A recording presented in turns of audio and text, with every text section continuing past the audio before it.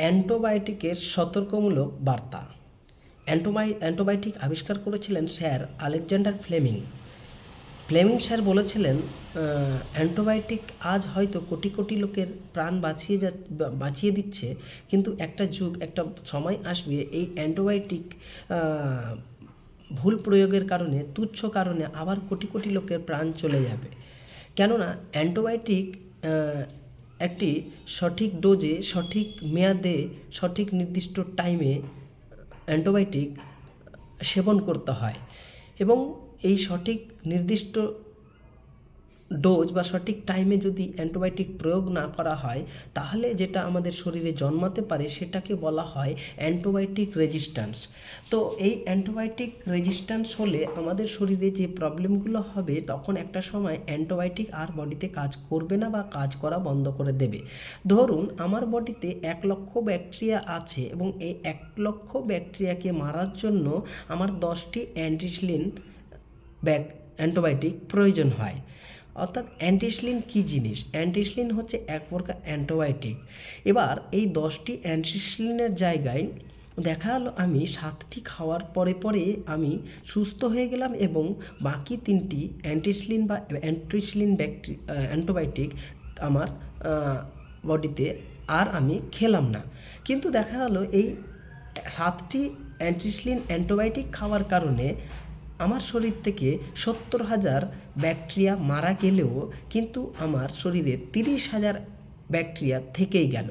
এই 30,000 ব্যাকটেরিয়ারা এমন সময় একটা সিদ্ধান্ত এবং প্ল্যান করবে যে হয় তাদের এই 70,000 ভাইকে অ্যান্টিবায়োটিক দ্বারা হত্যা করা হয়েছে।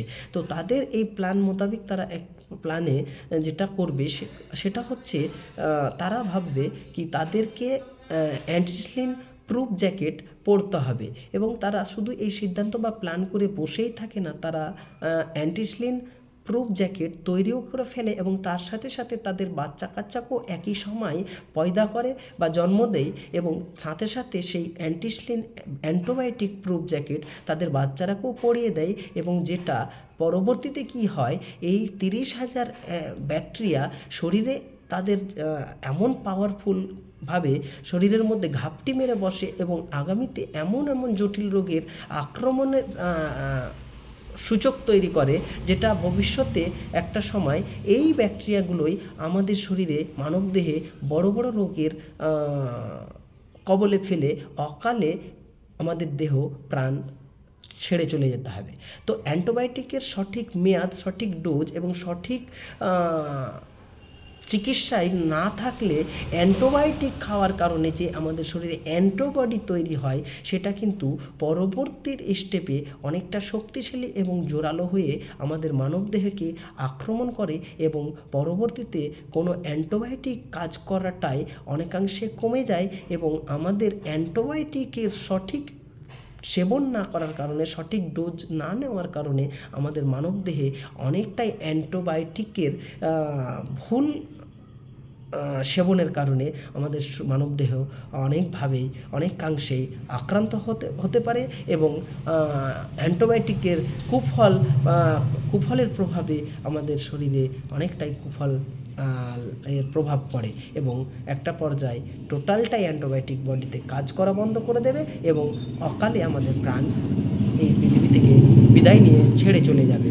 তো অতএব অ্যান্টিবায়োটিকের সাবধানতা অবলম্বন অবশ্যই করুন এবং সঠিক সুচিকিৎসা এবং সঠিক চিকিৎসকের পরামর্শ নিয়ে অ্যান্টিবায়োটিকের ডোজ কমপ্লিট করুন এবং অ্যান্টিবায়োটিক কথায় কথায় বাজার থেকে, দোকান থেকে, সেখান থেকে না কিনে খাওয়াটাই বাঞ্ছনীয় এবং সঠিক অ্যান্টিবায়োটিক না খেলে আপনার বডি যে অ্যান্টিবায়োটিক রেজিস্ট্যান্স হয়ে যাবে এবং আগামীতে আপনার ওই ভাইরাসই আপনার জীবন হানি আনতে পারে এবং আপনার জীবন আপনার জন্য কষ্টকর এবং দুঃখময় হয়ে উঠবে। তো ভালো থাকুন, সুস্থ থাকুন এবং সঠিক নিয়মে, সঠিক ডোজে অ্যান্টিবায়োটিকের সেবন করুন এবং অভিজ্ঞ চিকিৎসকের পরামর্শ নিয়েই অ্যান্টিবায়োটিককে সেবন করুন। ভালো থাকুন।